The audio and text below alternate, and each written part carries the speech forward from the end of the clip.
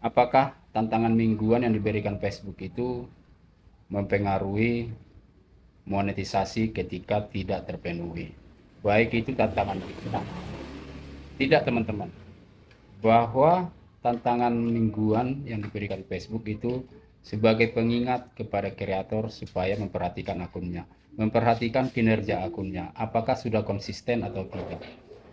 Ketika teman-teman postingnya satu hari atau dua satu hari, berbeda dengan posting yang lima satu hari, lebih berat tantangan mingguan yang posting lima satu hari. Jadi itu menyesuaikan kinerja supaya lebih konsisten dan jangan menurun dari yang sudah konsisten.